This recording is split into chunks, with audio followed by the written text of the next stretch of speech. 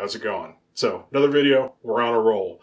Today I wanted to go ahead and cover apricots. So I have 4 of the most widely available apricots. I have apricots from TPA, Capella, Flavora, and Flavor Art. And so I wanted to go over, sort of compare and contrast them, give you some notes on how I use apricots, and kind of at the end give you some recommendations of which apricot to pick up. So talking a little bit about how I use apricot, for me apricot is generally more of an accent flavor.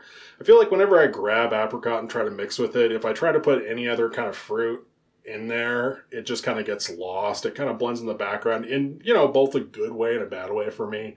But generally for me, at least, I kind of relegate it to an accent role. So apricot itself kind of overlaps with a lot of other stone fruit. And I think that's part of why it really blends into a lot of things, because it's kind of takes the shape of the vessel in which it's held. So it overlaps a lot with like cherry and plum and peach. Apricot, or at least the artificial apricot flavors that I've had access to, is kind of indistinct. And so one of the main ways that I end up using apricot is to sort of slip it in for body for some flavors. Cherry's pretty notoriously terrible, but I can kind of get away with using some cherry for a top note and then coming back in for a fuller body and trying to layer in some apricot. So that layering and that kind of impersonation also works well with peaches. Apricot to me shares a lot of similarities with peach. I think in general apricots maybe a little bit darker is the primary difference, a little bit less juicy if you're talking about actual apricots. In terms of the artificial flavors, though, there's a substantial amount of overlap. And so if you are having any throat hit issues with peaches, apricot tends to be a really good go-to for that. As far as I know, apricots don't have that really heavy like linalool kind of thing going on, which absolutely rips up some people's throats that you find in like the juicy peaches and stuff.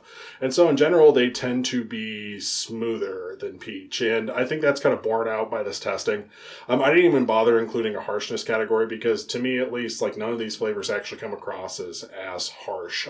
So it's kind of a cool, smooth layering component for peach mixes a lot of the time. So compared to some other fruits, apricots tend to be kind of sticky and jammy. And it works really well for adding mouthfeel to fruit mixes, again, because it gets lost in those kind of mixes. You can't really tell that there's apricot in there, but it does help add quite a bit of mouthfeel. I've also seen a couple apricot creams out there. And yeah, sure, go for it. You know, it works really well. It's a nice change from a strawberries and cream or like a peaches and cream. It's very smooth. It blends really well. But just know that if you do throw any other fruits in there, those other fruits are going to kind of dominate. I think apricot also works fairly well in bakeries if you pick the right one. It tends to kind of stick where you put it. It doesn't really make the entire mix too juicy or soggy. And so it helps sort of retain bakery texture while still actually cramming some fruit in your bakeries. I feel like it also works pretty well with tobaccos in general. So fruity tobaccos are kind of hard because generally you don't want anything to be too obnoxious, otherwise it ends up tasting cheap. And while I like those kind of cheap flavors, that's not necessarily what most people are going for. I feel like apricot brings a nice, subtle, fruity note to tobaccos, so it's really useful there. So in comparing these apricot flavors, I'm going to mostly focus on how fresh they taste. You know, that's kind of a backdoor hack for like realism to, you know, just what kind of apricot is it? Is it fresh? Is it dark? Is it dry? You know, that kind of thing. I'm also going to talk about how peachy they come across. As I was saying, you know, apricots and peaches have a lot of bleed over and overlap, and so some of them are distinctly more peachy than the others. And because apricot tends to be a little bit dark and dry in certain applications, I'm going to go over like spiciness, which kind of fits in the off flavors category. Sometimes these apricot flavors have some weird stuff dragged along with them. And then I'm going to go ahead and talk about how to use them, or at least how I would use them. I'm going to be talking about their strength and then their use case. So the percentage you want to mix it at, and the certain situations in which you would pick that apricot over other apricots. So I've kind of ordered this on the scale of freshest to least fresh tasting apricot. So we're going to start off with TPA's apricot. So in terms of freshness, this is definitely the freshest tasting apricot to me. I feel like it's probably in some ways the closest to an actual like ripe apricot. It's a little sweet, it's a little artificial, and it's a little tart. So it kind of comes across more like an actual fruit than some of the others. And in terms of mouthfeel, I mean, there's some stickiness to it, but it isn't really heavy and jammy. It just feels like a slightly sticky, artificial apricot flavor with a little bit of a almost green finish to it. I think that's another thing that kind of makes it taste a little bit fresh to me. It doesn't really even taste like it's a peel note per se. It doesn't have that like dry, spicy peel thing. Instead, it feels like tart. It has that bright, not quite vegetal, but that bright like fruit green tartness. So for me, at least, this is a very peachy apricot. I feel like it has a lot in common with like a yellow peach flavor. It almost has a like yellow peaches and syrup kind of vibe to it. It's not unpleasant by any stretch of imagination, but yeah, it's hard to get like something that makes you distinctly say, hey, that's an apricot. So in terms of spice here, I don't really get a heavy spice note. It's a very bright kind of vibrant fruit. But what I do get that's a little weird is like vanilla. So maybe that's a spice. And I think when you're talking off flavors like that, you do have to bring up that vanilla because it does feel like there's a pretty strong vanilla in here. It works well with the flavor, but if you're not looking for that kind of vanilla, it's something that I'm not sure you can really mix around. So whatever you mix this with is going to pick up a little bit of that vanilla. And then there is that sort of tartar green finish here too, which isn't necessarily something people are expecting if you come at this from other apricot flavors. Like I said, to me, at least, I like that kind of flavor. It reminds me of like a green grape kind of flavor, and it helps to sort of make the entire thing a little bit more fresh and vibrant. But if you're not looking for it, it's definitely gonna like mess with some of your dessert plans. So I would use this around 2% as an accent. I feel like that's about as high as you can go with it without some of that like greener stuff showing up and that vanilla showing up. If you wanted to crank that up, you could probably bump it up to about 4% as a primary flavor, and it's not overwhelmingly green, but there is like a decent amount of vanilla to it. I've actually tested this substantially higher too, at like 6 and 8%, and while it's not bad up there, it actually works pretty well as like a solo flavor around 8%. It does get really green, so you kind of have to dig that green thing going on. In terms of use case though, this is a great apricot for just straight fruit mixes. It does some really, really fun things with strawberry. That's one that people call out a lot. I'd look at like raspberries and other sort of bright fruits. You could obviously go with the standby of using it to like come back in and bolster the peach in a fruity mix. I think that would work really well for it too. But yeah, I definitely keep it on the fruit side with this. Like it's a really fun flavor, but it isn't necessarily going to be your bakery or tobacco or even your cream apricot. That greenness is going to mess with all those different profiles. So next up, I have Capella's apricot. So to me, this doesn't really taste like a fresh apricot. It tastes a lot like apricot nectar, you know, like you get in those assorted juice nectar cans or whatever. It's not bad. It doesn't taste nearly as, I guess, artificial as TPA's, but it isn't that kind of like bright, juicy, fresh kind of thing. It's a little bit flatter, a little bit sweeter. It reminds me a lot of like a true apricot because it doesn't have a whole lot of that peachiness. It's just sort of flat, a little bit warm, pleasantly sweet, but going to be really easy to lose in a mix. And then I can basically find no spice or off flavors in here. I've heard people talk about this having a slight peel note. I don't really get that, and I think part of that is percentage. With the Capella fruits, they tend to be a little bit dry and spicy unless you actually just like put the screws to them and crank them up a little bit. And so testing this like where I'd be vaping this around a primary note, I don't get anything weird. I basically just get like a mouthful of hot, sweet apricot nectar, which is really pleasant. So for me, Capella's fruits don't really work well as accent flavors. They really need like a decent concentration to really come together into a full flavor. So it's not really my ideal choice for like a small percentage accent flavor. I do think though that this is going to sit pretty well in the background if you try to do anything crazy with it. So it kind of, even at those higher percentages, it will more sort of work as an accent flavor for you. I'd crank it up to at least 5%, honestly, which, you know, sounds a little high, but it seems to work really well up there. And then in terms of like how high you can take it, you know, honestly, 7% was probably my sweet spot with it, but it tasted fine at like 8 or 9% too. So yeah, not great on the value proposition for that, but it's a fairly easygoing apricot. It's kind of hard to screw it up as long as you put enough of it into a bottle. So for the use case, this would be my go-to for creams and custards. If you want to do that whole apricot cream or custard thing, it's going to lend like a sort of mild, sweet, fruity note to those creams and custards. It's going to work well with like additional vanilla and stuff. It's just not really a big, aggressive bully of a flavor. It's going to really lay down into those creams and custards, which is probably what you're looking for there. So next I have Flavora's apricot. So in terms of freshness, this one definitely feels baked to me. I think initially I kind of tested it in a vacuum without testing it like right next to the other apricots. But when you line them all up, what comes out is just how baked this feels. It's a very sort of warm, not quite jammy, almost like a pie filling kind of apricot. It's interesting, but yeah, it doesn't really remind me much of a fresh apricot now that I really dig into it. So peachiness.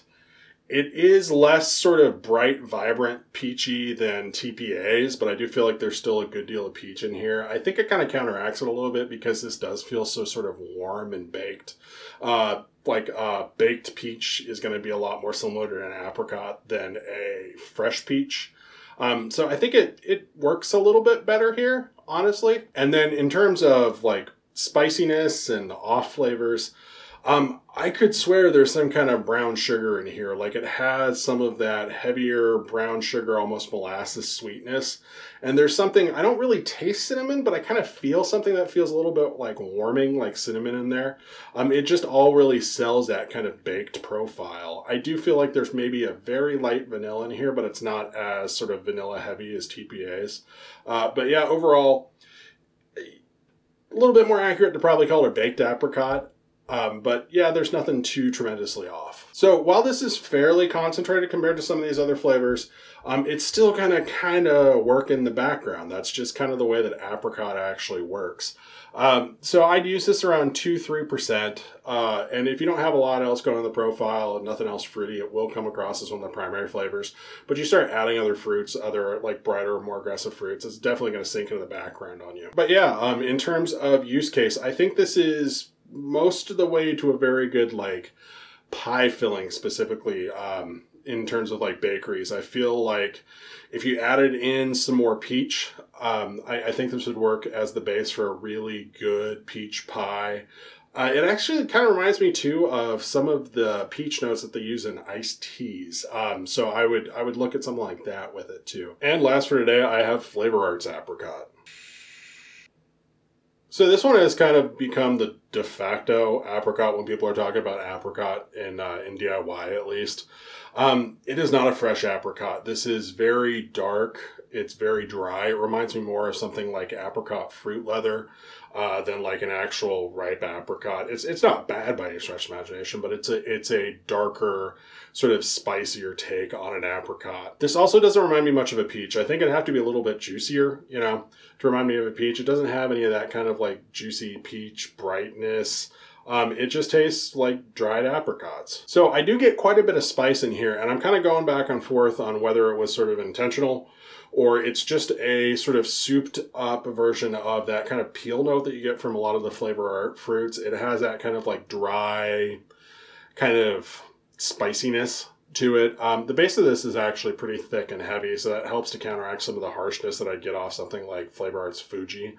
But there's a good deal of like a peel spice note here. So trying to figure out the strength on this one is a little bit difficult just because there's no real top notes to it. It's all just that really sort of deep, dark base flavor, you know, that jammy, almost fruit leathery apricot. And you don't have much going on in the top notes except some light spice.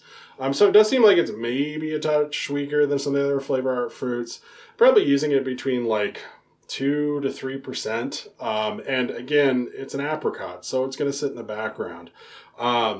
I think in using this, sort of the best use case is in sort of darker, drier bakeries, you know, like whereas a pie is kind of moist in general. If you wanted something like a scone or something that doesn't necessarily have like that kind of gelatinous component to it, I think this is a really good apricot to use. It does the dry apricot thing fairly well.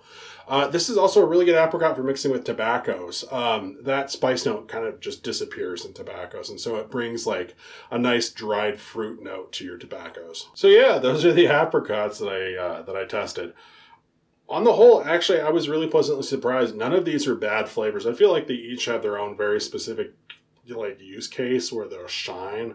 But I actually enjoyed all of these. So with the TPA apricot, I think my use case for it would be something along the lines of those brighter fruit mixes. You know, I'd kind of use it for what it was, which is, you know, bright and sweet and interesting and, you know, slightly tart, instead of trying to hammer it into a bakery. So yeah, go ahead and mix it with strawberry, get wild with it. It would be my apricot for apricot fruit mixes. So my biggest surprise out of this group though was Capella's apricot. I really dig this stuff. But it's a very mellow flavor. It's done very well, but it's never going to be like a super aggressive apricot. And so this would kind of be my choice for just fruity background noise in recipes, you know, like some extra sort of warm, juicy volume. You could use it behind like cherries. Actually, that's probably where I would use it the most, just trying to hack together like an entire Rainier cherry kind of note. But in general, it's a very good base. You're going to be using a lot of it, but it's really pleasant, which isn't an insult at all. It's just a pleasant flavor. I think in terms of use case, beyond just like filling out cherries and stuff, I think this would be my go-to for like those custards and creams that we're talking about, where you don't necessarily want anything all that strong and fruity. You just want something that brings a nice sweetness and blends well. So Flavora apricot, a little bit more limited. I think it's going to work really, really well in peach bakeries. I think that would be my ideal use case for it. And then FA apricot. Again, this is like the dark, dry, sort of heavy one, and it's going to work really well to like jam up other fruits. I think if you're using it, you know, primarily as an apricot, I think the best applications here are going to be like your drier bakeries and then like tobacco mixes and stuff like that. And because not everybody wants to buy every available apricot flavor, so if I had to pick one out of this, you know, I think it might be a little bit of a surprise, but just in terms of like my own personal mixing, I'd probably pick up the Capella. It's a really pleasant flavor, and I could see this being fairly versatile. I dug it. After I mixed some, I just wanted to vape more of it, which is a pretty good sign at this point. If I was going to pick up two, though, Flavor Arts Apricot's probably a strong second for me. Just because you do see it in a lot of recipes, and it is sort of dark and jammy, and it has a lot of like niche applications that aren't really well served by some other fruits. The other two, though, not bad. I mean, if they sound interesting, if you're into those kind of profiles, I could definitely recommend you pick those up. So yeah, I hope that was helpful if you're looking at apricots. Coming up, we're going to have some jungle flavors. We're going to have some Flavor Express. We're going to have some Nicotine River. It's going to be a great time. So thank you very much for watching. I really do appreciate it. I will catch you later.